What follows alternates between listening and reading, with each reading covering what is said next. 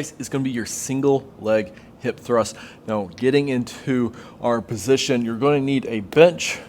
Grab yourself a box. If you're at home, you don't have a bench, you don't have a box, but you have a couch, use your couch.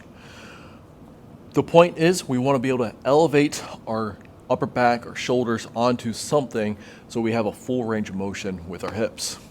So getting into position, find your shoulder blades on your box. You're going to go right underneath the shoulder blades, so about middle of the back. And you're going to hip thrust up. Now with our feet, I'm going to go a narrow stance, and I want to make sure that my angle of the feet is about 90 degrees, not angle of the feet. The angle of the knee is about 90 degrees at the top position here. So we don't want our feet way out here. We also don't want our feet as close as we can. About 90 degrees in that top position. And from here, I'm going to drive one knee towards the chest. So they're getting a little bit of hip flexor iso hold here. And then all of that weight now is on my other leg, my glute here. The goal is to not let your hips sink. All right, we don't want any rotation in this in the hip here. We want to keep everything neutral, pushing towards this guy. And now I'm going to lower the hip down. I'm not arching the back.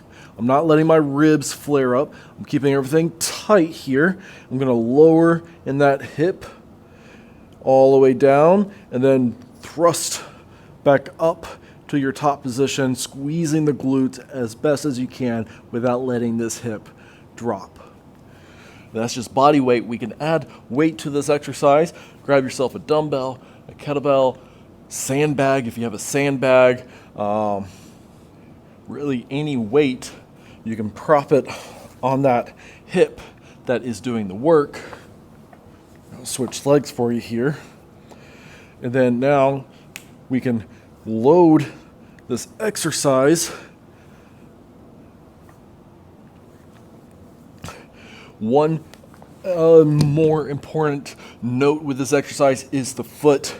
We don't want to drive the weight into our toes and letting our heel lift up.